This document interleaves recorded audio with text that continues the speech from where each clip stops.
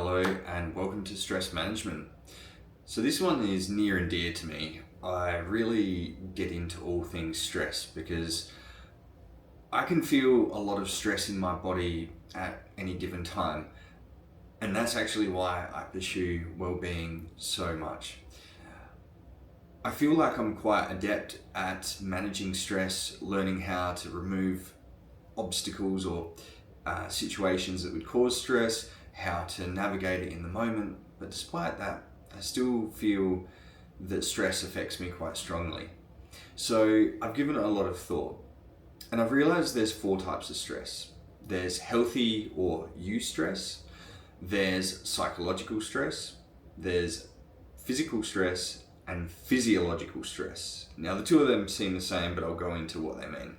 So healthy stress is ultimately anything that you can recover from and that feels productive for you. And ultimately, if it feels productive, then it's probably something you can recover from. That's typically something that is, again, going back to our resistance zones, it's probably something that's either at your red zone or just below. Let's think of this in like a real tangible term. Let's say you do a bit of exercise and you go to the gym. If you go and do 5 hours of just absolutely killing yourself, drop sets, sprinting, going flat out, and your baseline had been like 1 gym session a week of 1 hour, it's quite likely that that level of stress is gonna be unproductive, unrecoverable, and probably not a healthy stress. So some examples of healthy stress that we do experience in life would probably be gym in a modest way. Ice baths, sauna, even psychological healthy stresses can be pushing yourself outside your comfort zone in a healthy way, and really anything that you can recover from. Because ultimately, stress is the way that we evolve. It puts a load on our body or mind, and then we remove ourselves. Our body or mind has the signals that we have to improve. We heal, recover, rest, and then we're at a higher or stronger level than we were before. So the other forms of stress that fall outside of healthy, psychological, often when we feel pressure or a threat. So this predominantly is emotional, but it can also be cognitive in the way that you feel overwhelmed and there's too much, and that uncertainty depletes or reduces your ability to think clearly, and that equates to stress.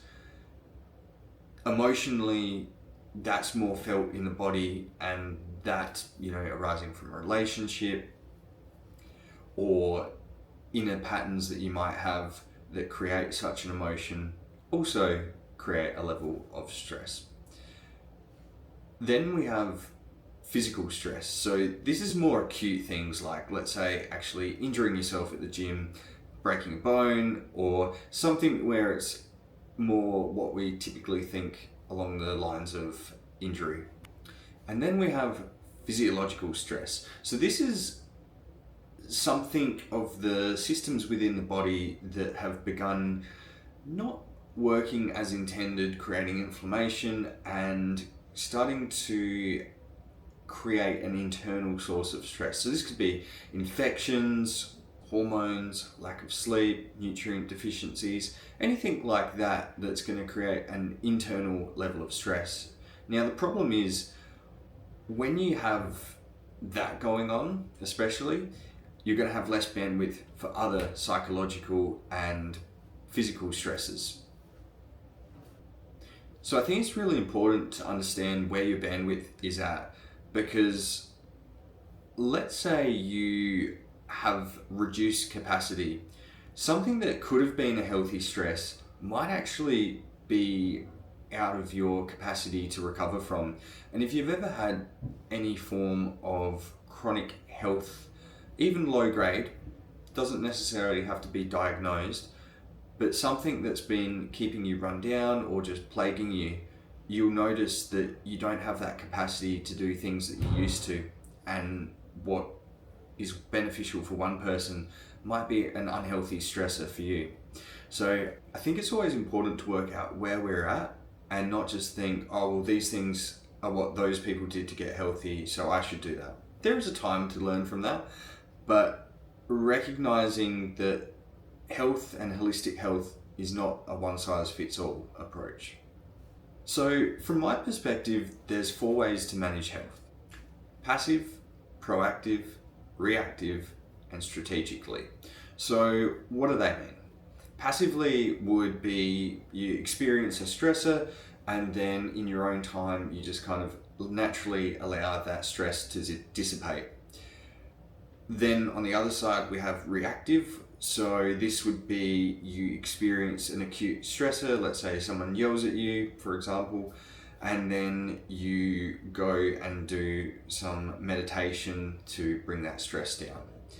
Proactively would be creating a higher level of resilience within your body. So let's say you do meditation daily, you do a level of exercise that's good for you, and that's actually increased your level of stress resilience. So you've proactively addressed stress in your life.